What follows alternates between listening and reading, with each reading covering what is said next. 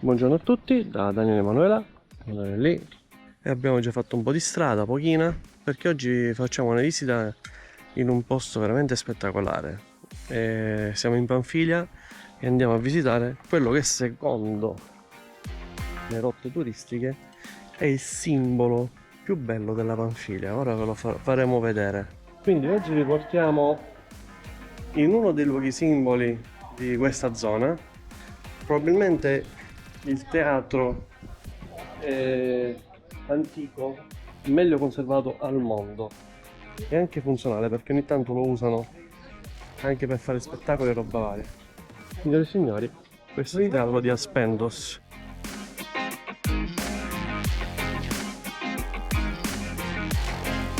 Bene, siamo seduti all'ombra qui a 3/4 di gradini del teatro di Aspendos, qui con Emanuela.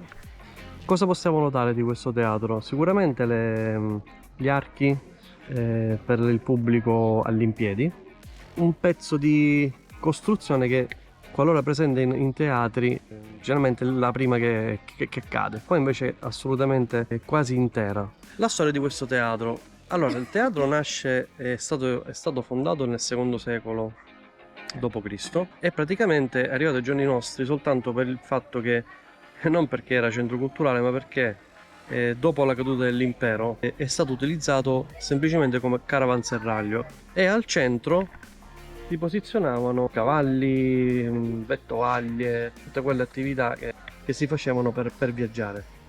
Soltanto nel 1300 circa è stato ripristinato è stata ripristinata la sua antica funzione. Fino a qualche anno fa hanno fatto spettacoli, ma abbiamo visto una pubblicità, hanno fatto uno spettacolo e si chiamava Troy, quindi probabilmente non so in che lingua. C'era una pubblicità di qualche settimana fa e vediamo anche che sono montati luci, stazione suono e un palcoscenico che chiaramente non fa parte del teatro, è qualcosa che è stato fatto proprio apposta per fare uno spettacolo, per fare uno o più spettacoli. La parte muraria, quindi la parte che sarebbe alla mia sinistra, a vostra destra, è una costruzione che è stata ripresa e al suo interno vi si trovano uffici del turismo, eccetera. Quindi è abbastanza viva. L'ingresso è di 15 euro a persona, quindi anche abbastanza caro rispetto a tanti altri luoghi di cultura della Turchia. È suggestivo. Sopra, nell'ultima parte in alto del teatro, ci sono dei buchi. Questi buchi potevano contenere delle strutture portanti alle quali erano collegati sostanzialmente dei teli, dei pali, Velarium, per così. dei ecco, i classici velarium per coprire il pubblico.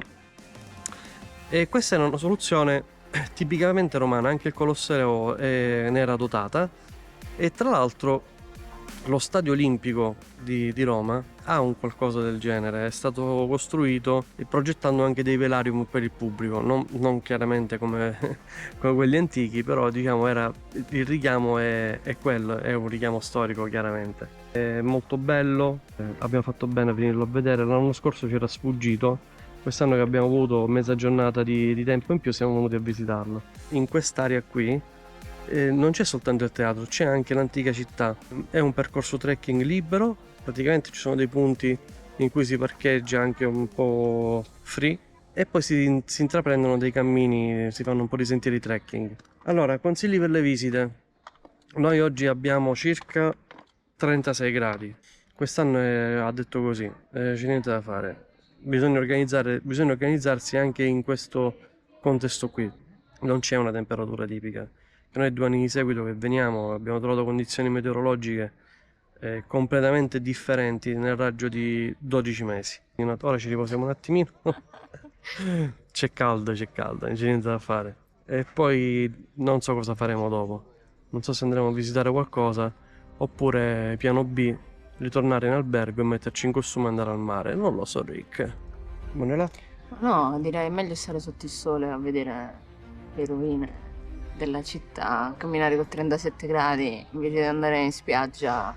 Mi fai sempre scegliere su cose difficilissime, guarda, non lo so, ci penso. E qui siamo nel piano superiore, Zona poveri. nella zona povera, nella zona della plebe.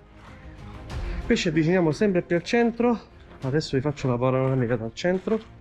Ragazzi, il posto è spettacolare, stiamo camminando in 2000 anni di storia, cioè non si scherza. E adesso vi riprendo il teatro, siete pronti?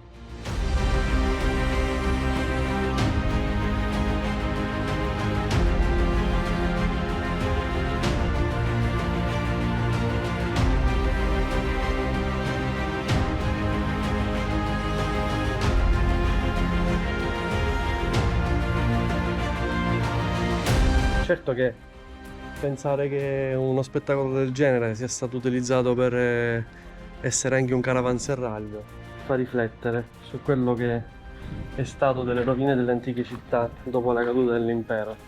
Deve essere stato uno shock. E punto di vista. Il mio punto di vista è che in questo momento queste rovine siano mantenute molto bene. Ma purtroppo in zona e in tutta la Turchia, magari farò anche un video dedicato su questo argomento, ci sono decine e decine di città e siti completamente abbandonati, aperti al pubblico, visitabili. Chissà, magari si potrebbe organizzare un viaggio alla scoperta delle antiche rovine, dei posti non visitati o non facilmente visitabili. Già uno di questo per esempio l'abbiamo visitato, che è la Chiesa Rossa. Abbiamo fatto uno short e anche un video al riguardo. Sulla Chiesa Rossa, la chiesa armena più antica a occidente dell'Armenia. Particolarità, questa città non è stata abbandonata come tante altre a causa di eventi naturali, terremoti o roba varia. È stata abbandonata semplicemente perché messa a ferro e a fuoco. E stessa cosa, Side. Siamo un po' stanchi. Siamo un po' provati. Ve lo faccio rivedere, dai. Anche perché la mia faccia è meno interessante, probabilmente. Aspendos. Excalibur. E Schizzibar. Allora, se hai il coraggio grida Excalibur. Grida Excalibur al centro. Che si sente? Excalibur. Minchia come... Hai visto? Excalibur. Ma ci buttano fuori. Sì, Ok. infatti.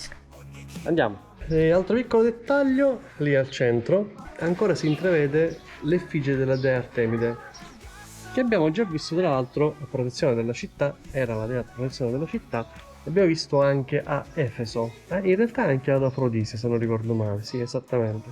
Alcune ristrutturazioni sono state fatte poi da Selciukidi, ma ripeto, solo e esclusivamente per la questione dell'utilizzo a caravanserraglio. Il teatro viene costruito non sulle pendici, sfruttando le pendici naturali del terreno, bensì quasi in maniera a sé stante. Di prova siamo proprio dietro il teatro. Allora, non so se si riuscirà a vedere, speriamo di non perdere la GoPro. Allora, vedete quel solco? Quel solco serve per far scorrere l'acqua delle pendici, praticamente. C'è una collina e lì potete vedere una linea di scolo. Quello sapete cos'è? Quello è un acquedotto. Ma proprio per evitare che l'acqua venisse a cozzare con le pareti posteriori del teatro.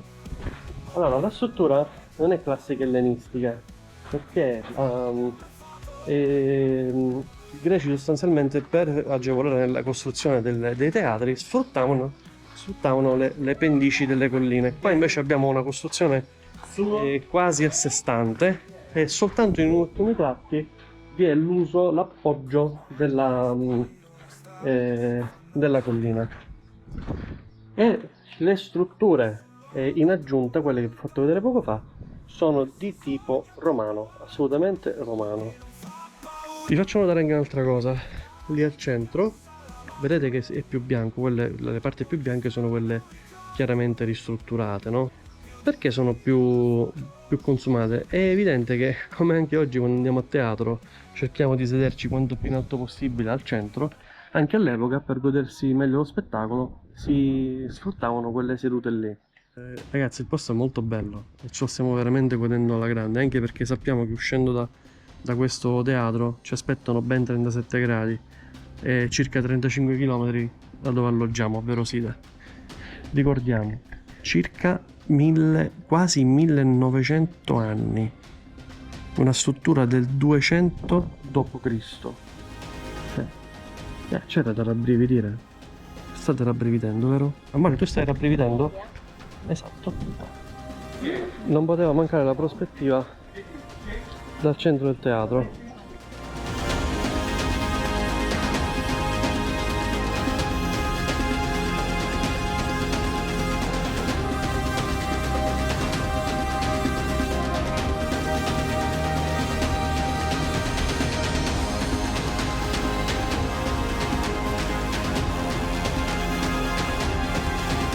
È bellissimo.